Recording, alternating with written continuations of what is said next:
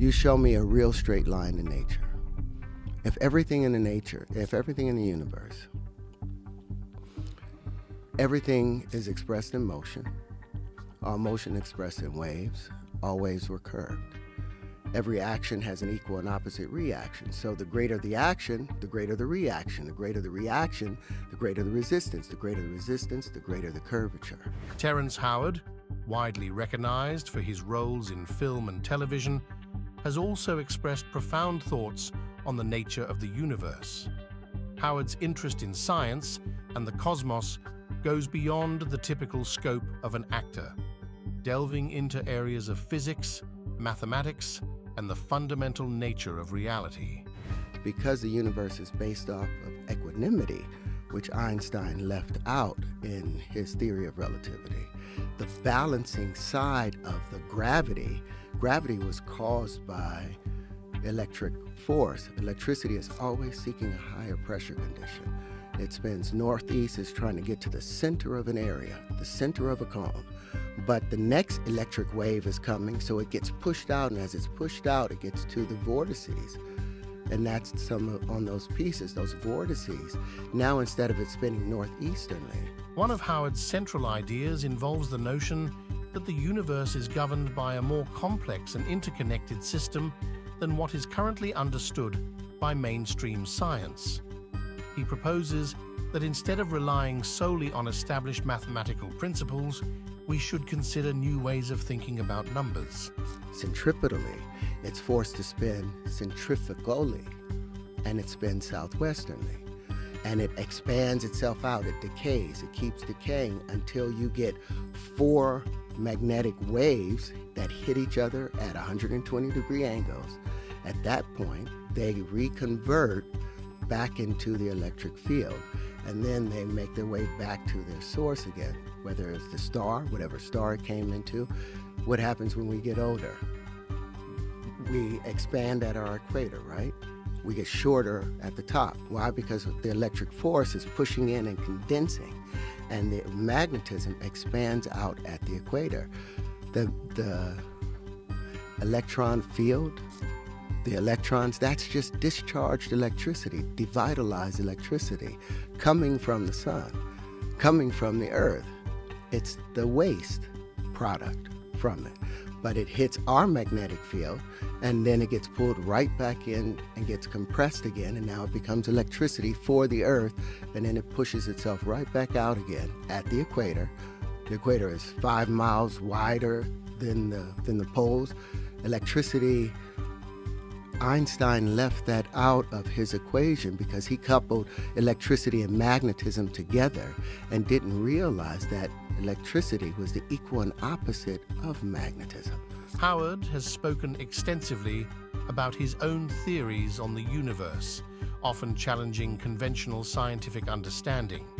He has been particularly vocal about his belief in a concept he calls Terryology, which he describes as an alternative view of mathematics and the structure of the universe.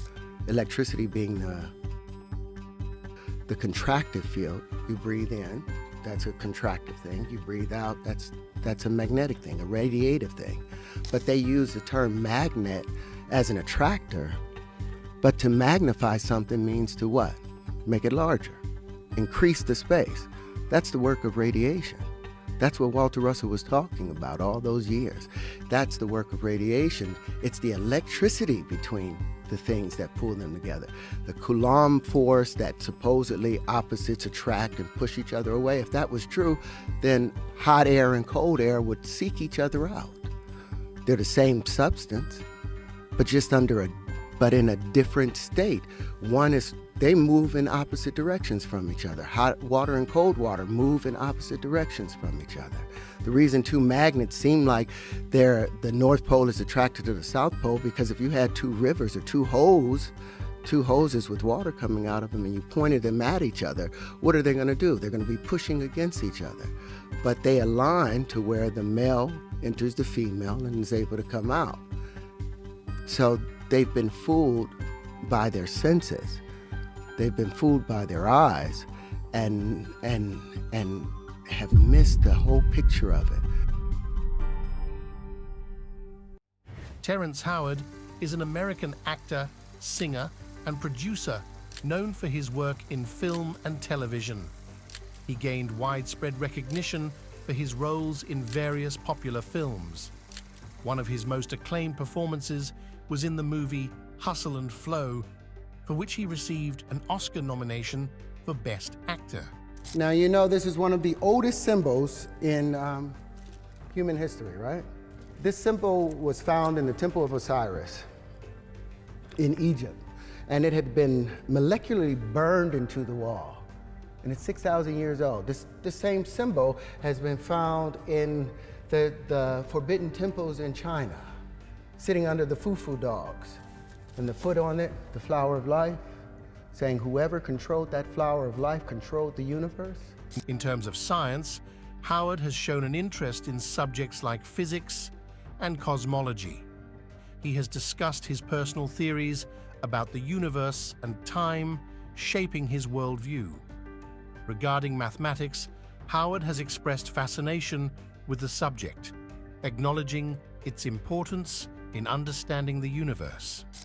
There were secrets in that flower of life that Da Vinci spent his whole life trying to uncover. There were secrets in that flower of life that Newton spent his whole life in secret trying to uncover. They couldn't get it out of this two-dimensional frame, and as a result, they got stuck in this plane, a flat plane. Now, what Da Vinci and all of them wanted to do, they were trying to find a way to bring this flower to life, because what is inside of it? Well, apparently, there were secrets inside of it. His opinions in these areas often attract attention and can be considered controversial, but he is recognized for his passion and intellectual curiosity in exploring these topics. Shapes, they got the Merkaba and all of those other things out of it, but they were misled by something I think called a straight line. All energy in the universe is expressed in what? It's in motion. If something is still, there's no energy. Kinetic, right? All motion is expressed in what? You look at galaxies, are they expressed in straight lines? Expressed in vortices.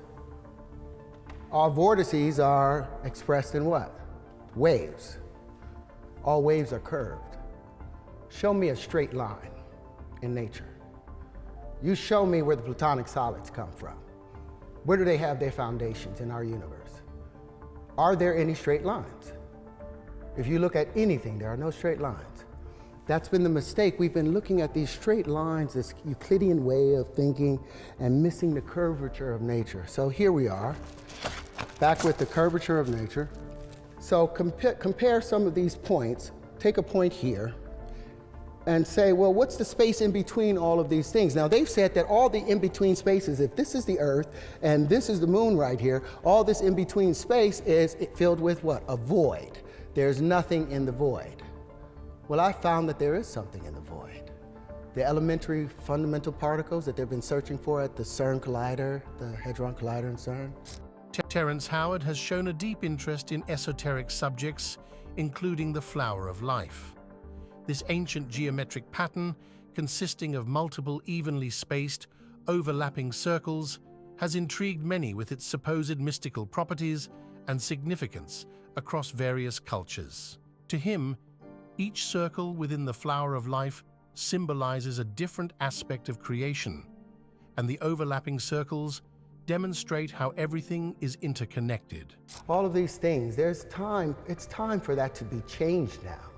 We have changed all of our buildings to be aerodynamic. Our airplanes are no longer based on a two-dimensional Euclidean way of life, but our math is still based on a two-dimensional way.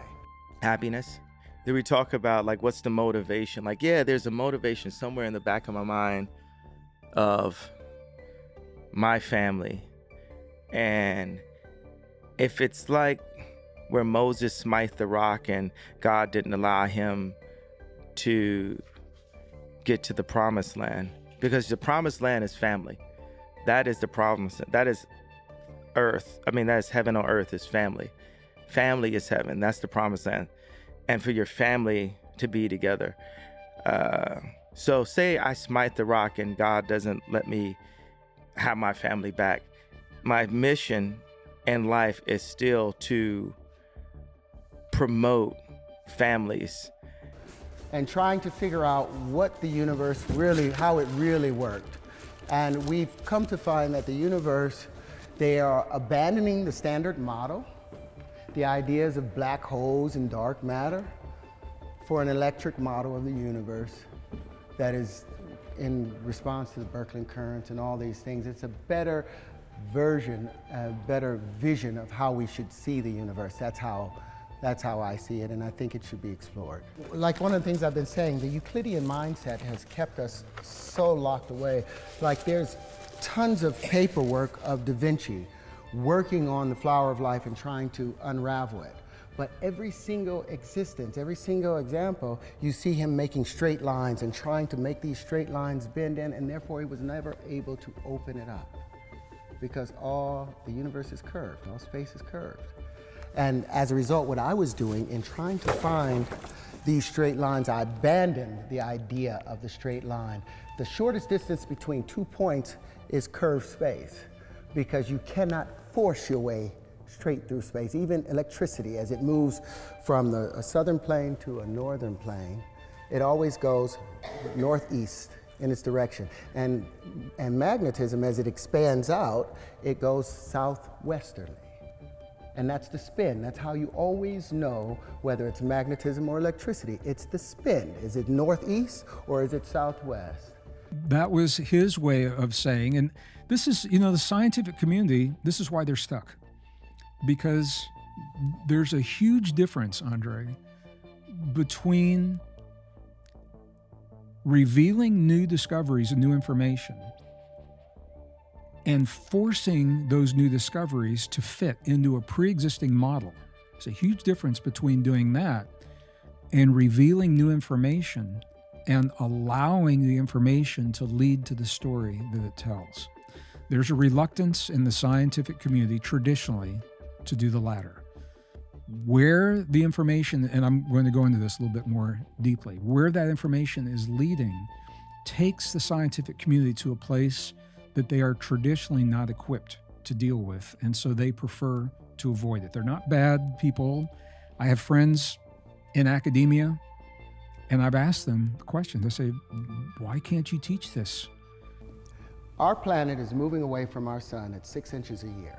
You guys know that. 15 centimeters a year, our planet is pushing away from the sun. So in less than 500 million years, our planet will be out of the Goldilocks zone.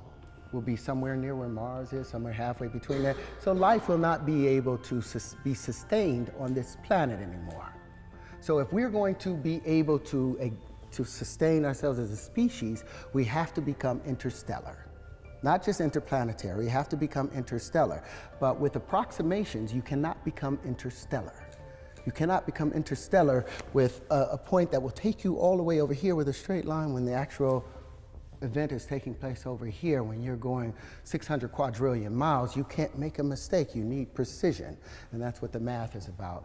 These pieces predict the natural distribution of matter and the distribution of where you can find yourself in that space. And I'm confident behind it. For 40 years I've worked on this. And I think it's ready. People need the voice. And even right now, what I'm doing or how God is using me, I'm showing where our voices are being muted. There's professors that are actually intelligent, actually have multiple degrees that have been canceled from their schools. And they don't have a music industry or a fan base or a shoe design or a smoking hot ex-wife to complain about. They've just got the truth of what they saw and what they dedicated to this country and to education that has been muted by schools that have been taken over with an agenda. To your students. And they're the age I am. I'm 70. So they've been teaching, 40, 45 years. And what they say is, we're going to let the next generation of professors deal with this problem. We would have to change all of our class notes. It makes us look wrong as professionals to have to go back and change the story. And I tell them, I said, no, it actually validates the power of science. And then I began to look at my artist friends. And every one of my artist friends does the same thing. When they create something they're proud of, the last thing they do is they sign it. They put their name on it. And I said, if we are the product of an intentional act, it makes sense that who or what is responsible for us would have left a signature for it. In the scientific community, once I started talking about this, I lost credibility in some circles. And that's okay, because it's by crossing the traditional boundaries that have separated our way of knowing in the past that we gain new wisdom that leads us beyond the boxes. And so I wanted to go beyond the boxes of our DNA correlates to the letters of the ancient alphabets. And here's the beautiful thing, is the message that it reveals is exactly the same in all four. It's the same in Arabic, the same in Hebrew, the same in cuneiform, and the same in Sanskrit, and probably other languages. But those are the four core languages. So when we make that substitution, when you use that numeric link and literally into the DNA bases, cytosine, thymine, guanine, adenine, when you go into those bases and you make those substitutions, it actually spells out the answer to probably the oldest question that we've ever asked. When we say, who are we? The translation of the first layer in the DNA, the introduction of every cell in our body reads exactly the same. And it literally, this isn't a metaphor, it literally reads the words, God, eternal within the body. It's interesting. I spoke at a government lab, and the director says, look, this is the U.S. government. You can't use the word God here. And I said, I don't see that in the Constitution. Yeah. But I said, how about this? How about if I talk about the causal agent beyond space and time? Correct. That created the universe and designed it for human beings. Right. He says, yeah, you can do that. I was taught this scientific method in grade 1, grade 2, grade 3. We got it all 12 years. And so when I picked up this book, the Bible, and looked at the first page, Genesis 1, I said, this perfectly follows the scientific method. It took me 9 years to discover why it so perfectly followed the scientific method. Right. That's where it comes from. It comes from the creation texts in the Bible and Reformation theology. But I looked at, Genesis 1, 2. The Spirit of God is hovering over the surface of the waters of planet Earth. Then it gives you 4 initial conditions. It's dark everywhere on the surface, the water is everywhere, and the planet, Earth, is unfit for life and empty of life. Well, steps 1 and 2 of the scientific method are, do not interpret until you establish the frame of reference. The point of view is the surface of Earth's waters. And don't interpret till you also establish the starting conditions. Well, it's all laid out in Genesis 1, 2. And I keep running into scientists who say Genesis teaches scientific nonsense. And I say, well, Galileo said the biggest mistake you can make in Bible interpretation is to get the wrong point of view. I think we are playing God. I think we think we're God, and we're playing God, and we have no idea what we're doing. Well, one of the problems with AI is you got people thinking we can duplicate human consciousness. That's because they think human consciousness is purely physical. I got 50 books in my library written by people trying to come up with the origin of human consciousness. What they all have in common is they end up by saying, we don't have a clue. Right. So it's because they're looking in the wrong area. The Bible tells us our mind and our consciousness is not physics, it's not chemistry, it's not biology. There's something non-physical that controls our brain. I like to think of our brain as like a computer interface. It's something our consciousness uses to be able to communicate with the physical world. So that message is only possible because 200,000 years ago, who or whatever intervened to give us our humanness, left a message to tell us.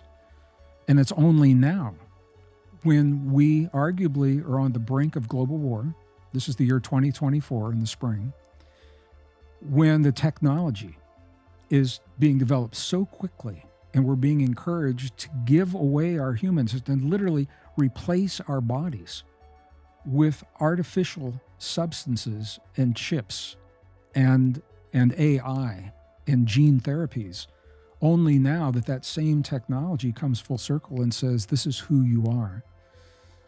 Maybe it wouldn't have meant the same thing if we'd discovered it 50 years ago. Now, when you go back and you look at our most ancient and cherished traditions, they've always said to us that our body is the temple, that we are a temple. And this gives new meaning to the temple, because inside of a temple typically is something precious and sacred. And within us is a message from who or whatever is responsible for us being here, telling us that we are God eternal within the body. And I think our greatest mastery, what we're being asked to do, is to preserve the temple that holds the message, to not destroy the temple, to not relinquish it, to become a hybrid being where that message has little or no meaning any longer. I don't know if that makes sense or not. I think this is, I don't talk about this a lot in interviews, but I think this is where we are, is that when the odds of something are occurring are 1 in 10 to the 400th power, it's impossible. To have the genetic arrangement that we have, they say, is 1 in 10 to the 600th. If 1 in 10 to the 400 is impossible, 1 in 10 to the 600 means it's more than impossible that this is a fluke of nature or that it is a lucky accident.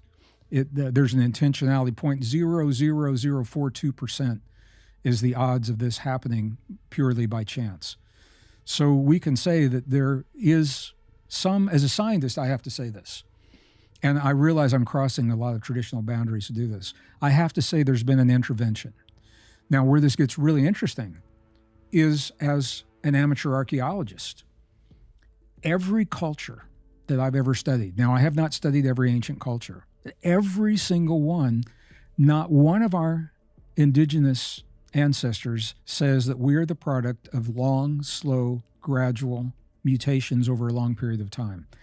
Everyone from, I've led groups into the highlands of central China and Tibet, 12 monasteries, 2 nunneries over 26 days. We did that until they closed the borders. The Bedouins in Egypt, the Sadhus in Nepal, the Quechua Aboriginals in Peru, the Aboriginals all through the American Desert Southwest. Everyone has a creation story that says we are the product of an intervention, that we are much more. We're not what we've been told. We're so much more than we've been led to believe, and that we are part of a global family. We have a global family awaiting for us when we reach the point where we accept our humanness. Well, you got passages like 2 Timothy 1:9. The grace of God that we now experience was put into effect before the beginning of time. Or Titus 1:2. The hope that we share in Jesus Christ was granted to us before the beginning of time. Then you got Hebrews 11:3. The universe that we can detect did not come from that which we can detect. We can detect matter, energy, space, and time. So, and that's unique to the Bible. You won't find that in the other holy books. So it says, this book gets all the cosmology right.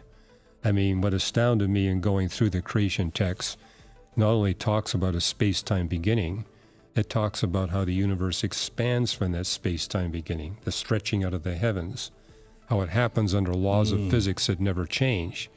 And Ecclesiastes and Romans speak about one of those laws as a pervasive law of decay. And hey, if you know high school physics, that implies that the universe gets colder and colder in a highly predictable way. And astronomers have actually got measurements of the past temperature of the universe, and they perfectly fit what the Bible predicted thousands of years ago. Everything is based on chemical reactions. In order for me to become a character, I have to change my chemical composition of how I'm thinking, and as a result, that changes how I position myself, which changes how the heat is generated and transferred out in and out of my body. Everything comes down to chemistry. You know, so acting in physics, in physics, when two things are drawn to each other, it's because they are of similar charge. It's not positive, because when they say negatives attract. But cold air drops down. Does it attract to the hot air rising up? No, it passes right by each other. Because negatives, opposites don't attract, it's positives that attract to each other. Two positives drawn to each other, two negatives discharge each other. So it's all about physics to me. It's all about chemistry, and it's how the physics, how another actor is relating to me. A slight change in his body language changes my tone. It's all physics.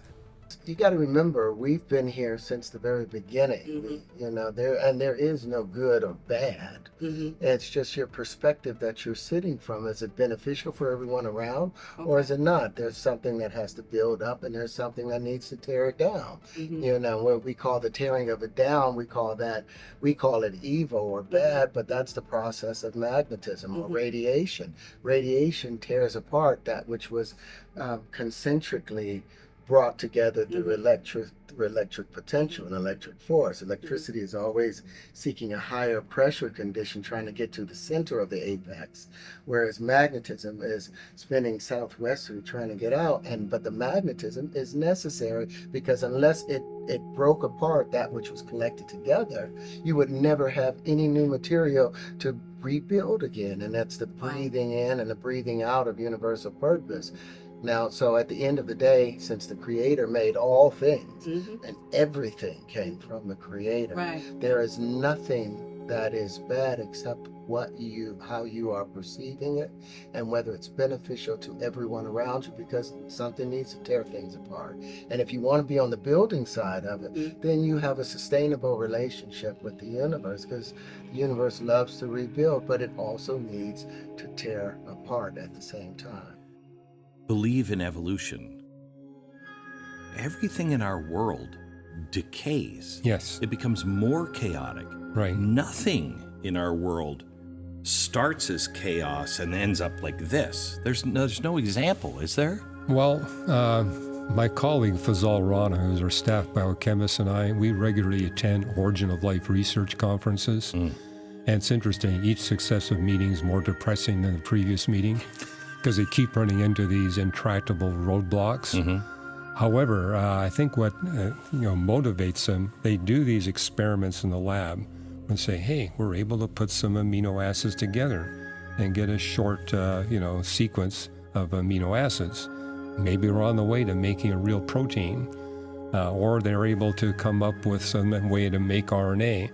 The problem is it takes a highly skilled team of biochemists, well-funded, with real technical equipment, where they make sure we're going to ensure that there is no contaminant chemicals that would degrade the reaction. So they're using pure samples. And there's one... that would imply that there's a creator.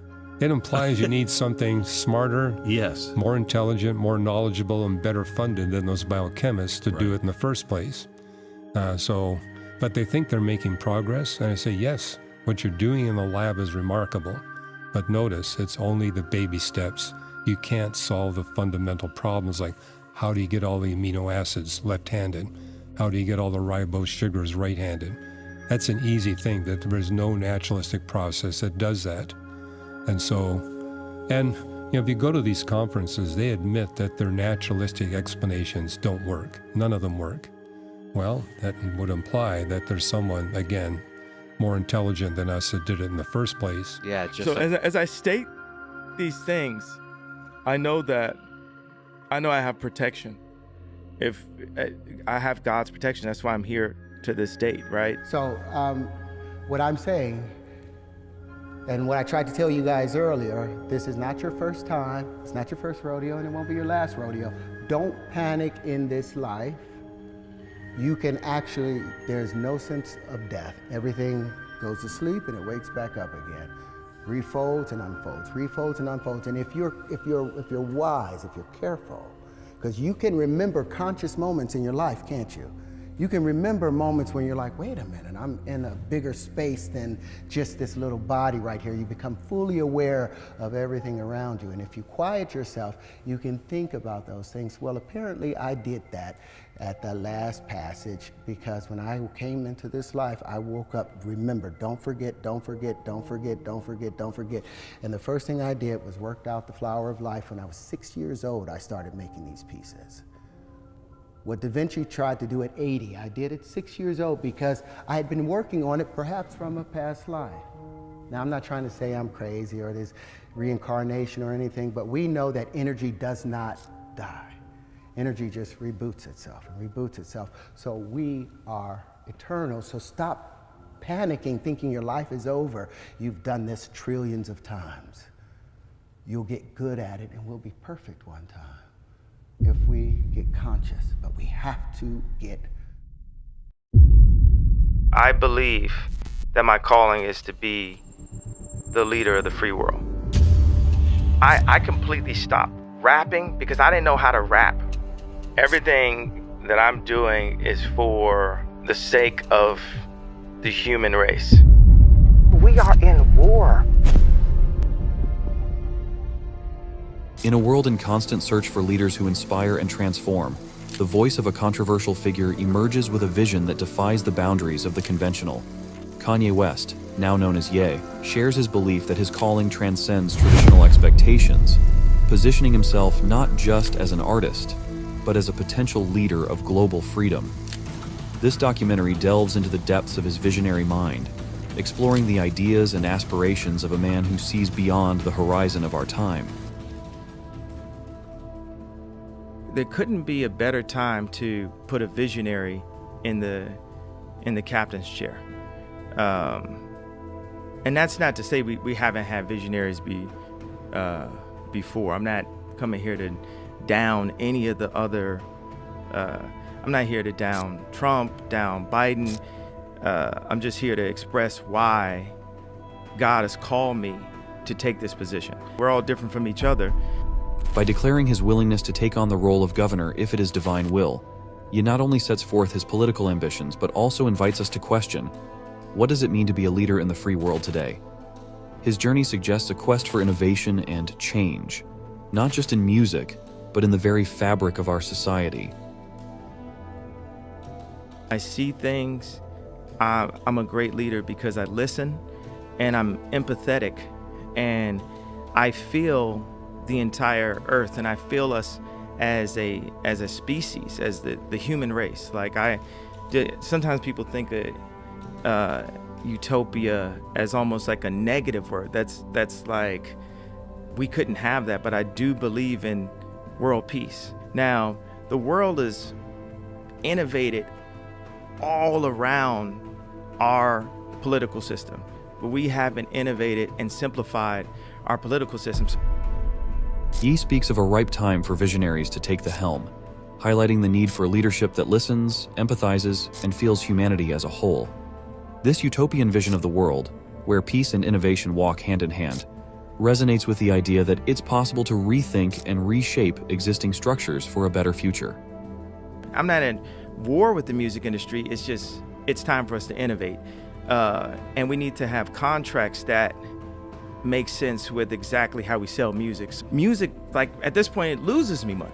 It doesn't make me money. It is my $5 billion net worth and $300 million of cash that I see a year. Music is like negative $4 million for me. And there's a complete parallel to the way the music industry works and the way the world currently works and the influence that America has on other countries.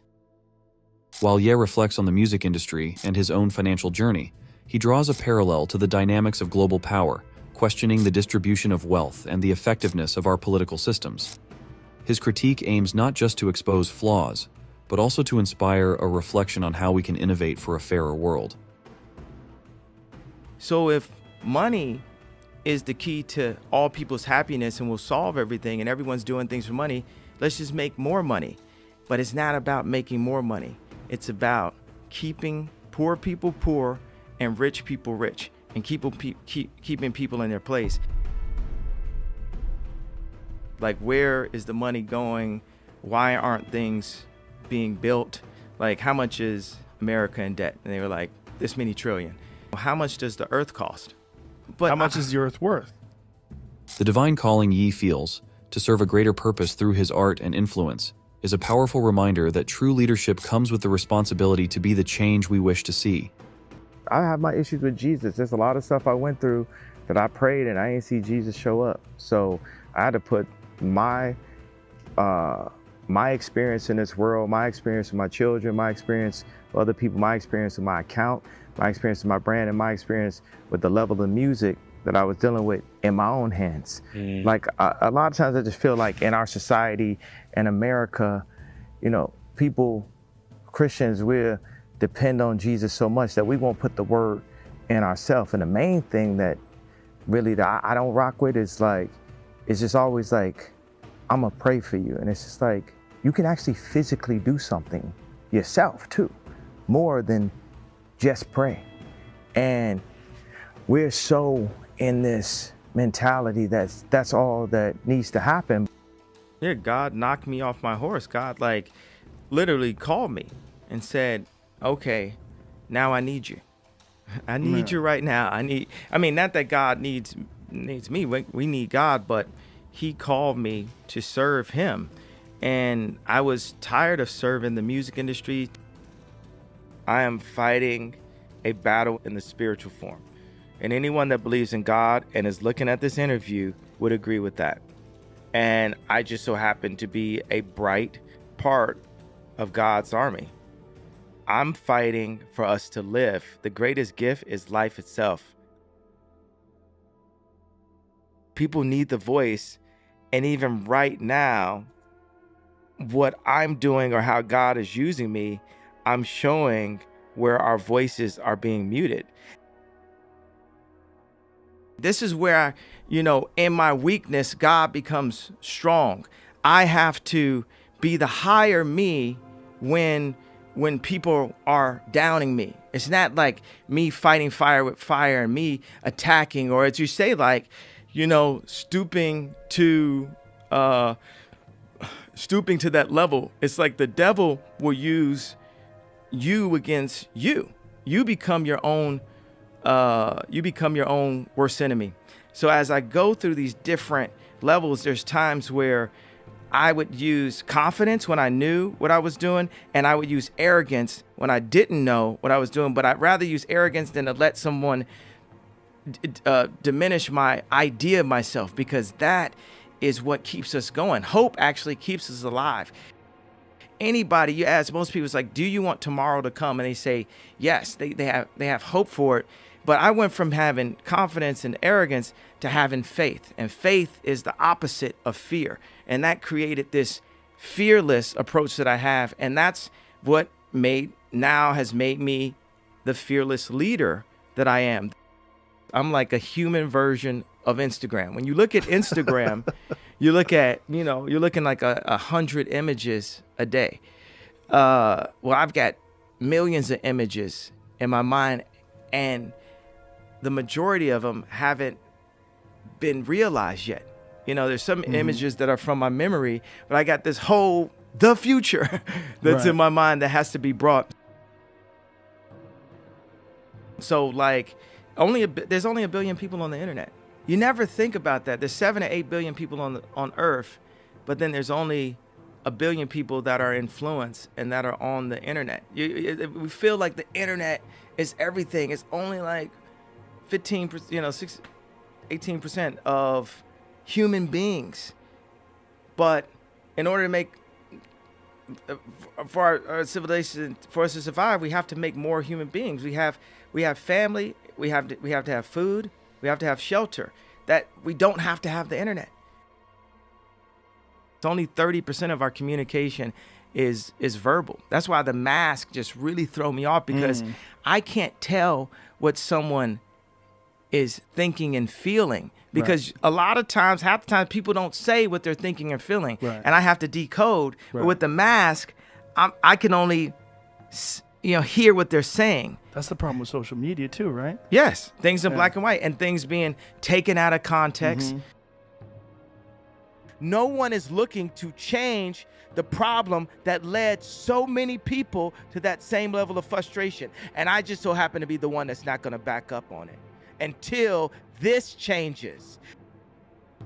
But it's important that those with the knowledge teach the baby how to find the water themselves. And the business people that I've been dealing with have been keeping the baby sick by not sharing the information and the knowledge within inside of those contracts. My people are sick. I think we should figure out a way to absolve student debt. I think we should figure out a way to make education, at the very least, far less expensive than it is now. This is a big issue for people. Absolutely. I'm completely confident that I will figure out how to get America out of debt. That I have the ability. Once I see everything, I never make the wrong decision when I'm given all the information. That's my skill set. Anything I go into, producing, rap, homes, clothing, anything. Once I'm given the right information, I apply my taste. There's things in capitalism, there's things in technology. Well, technology and original human species can exist in a peaceful way, as long as the people that know how to make robots aren't using their robots to control the humans. And I feel what people are going through. I think that it's not just how we treat people. There's preventative measures Yes. that can help us from getting sick. Our diet, Yes. our locations, our jobs. There's a lot of that affects us and puts us in those situations. Our transportation, as you go into like autonomous vehicles and tram systems, like just kind of, trains that are like floating malls or floating Starbucks or something, like moving, like designing our world to be the world of the future will help us with health. That's the preventative measures. And then as far as being more inventive in the way we connect holistic medicine with modern medicine. I believe in both medicines. I believe in God. I believe in God and nature. I believe in science and physics. We are sick. We are sick. Culture, sex culture, capitalism. We are sick. We, as a people, not just the American society, the world, we are sick. And we are keeping ourselves sick. We're all responsible. Like the Black Mirror episode, we're all responsible in some way. We all play some part. We all play a part of it, and we're all sick in some way. And the world has been designed to keep us sick.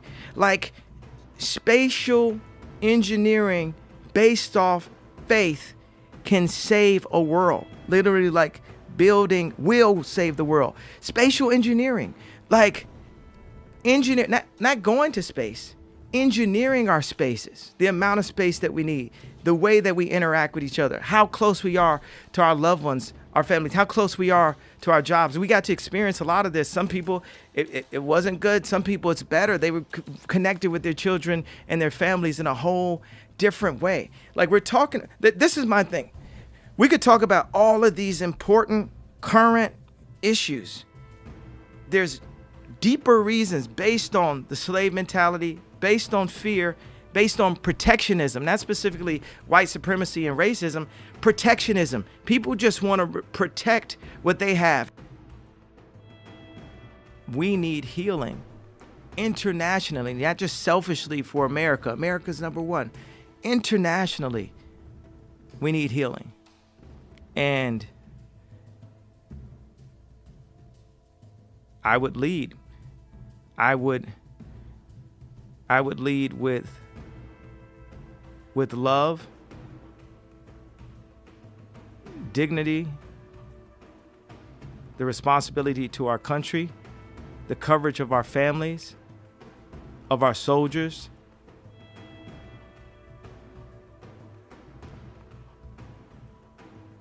and in full service to God and to the American people.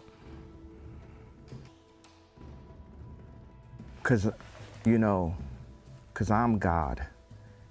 And anyone to disagree, I'm the God of me, and you can't tell me who I am. I can't tell y'all. I could tell y'all. It's y'all job to listen.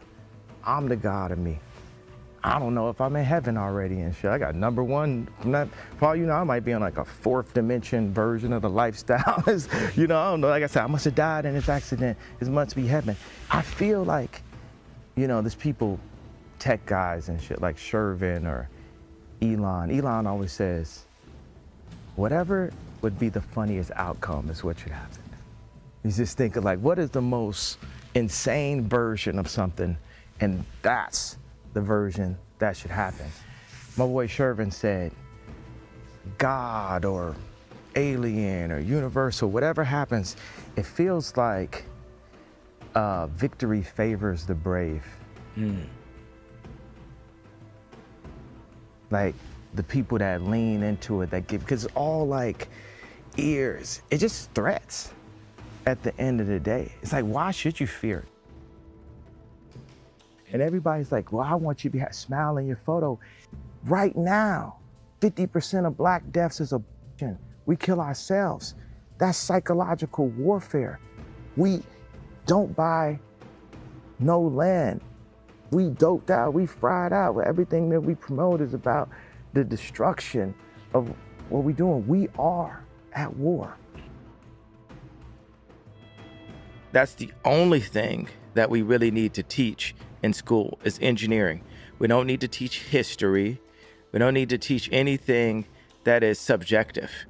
It needs to only be engineering taught in school, and everything else needs to be recessed.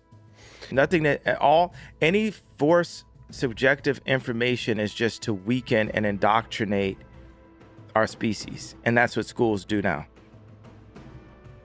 I don't 100% believe in anything, any concept of the future or any concept of history, because history was just written by the victors. Yeah, that's so. Right. If I see stuff happen on the day that later that day is reported wrong, so how wrong is something reported 1,000 years ago? And why would we argue about something that's not in the now? Because that's the only thing that everyone can agree upon, is that it is now, right now. Yeah, well, you try not to make the mistakes of the past. That's the usefulness of history, the limited usefulness of history. The biggest mistake from the past that we keep making is looking at the past. Too much. Giving too much value to the past. Too much value to the past. We are now. We are now. We are here. We are one species. We are one race. We're here. And it's time. And the leadership is changing, because you have Elon as a leader, Ye as a leader, and we're the top leaders. We're more influential than the presidents. My people are sick. If I go to the restaurants in opportunity zones and we look at the calorie rating and the cholesterol, I will tell you that my people are sick. If we look at the obesity rate, if you go to just a restaurant somewhere in Middle America, you will see that my people are sick. And my people meaning all people, right? But black people are very influential to all people. So, right, if the media picks a overweight black woman and says this is body goals, then the media are influencing my people to stay sick. But it doesn't change the fact that my people are sick, and I'm the only person in my position that will say that my people are sick. Today, not 30 years ago, not 60 years, my people are sick today. 50% of my people's of deaths are today. My people don't have the opportunities today. So I have to have a responsibility, obviously to all people, but specifically to my tribe, because tribes move. And I feel like you got pain you're working through. Do you think I would trust anybody at this point in my life? You're not broken by any of this. You're under a lot of attack by a lot of people. You have a vision and you're trying to feel your way through it, and you might get destroyed for it. That's the human, that's the risk you take. We ain't praying our way out of prison. We ain't praying our way out of the abortion clinics. We ain't praying our way to get our land back that was always ours after gentrification, after the Harlem Renaissance and Black Wall Street was burned to the ground. Them prayers ain't working. We have to apply actual physical building partnerships, and it don't start unless we could really be real with each other and say, this is what I did, this is what I did. My life has been I wake up every day just surprised to be alive, like, because of how many threats I got, from political to, Twitter commentary to all that, just like going through, just to be like, boom. What's the difference between permanent and temporary? It's just a permanent structure, and until God says it's not, it's like nothing's permanent. Our life is not permanent. So how do we just let go of those things? Even like going from the name Kanye West to Ye was the beginning of just letting go of some things, of these titles. Like, we need to remove the titles.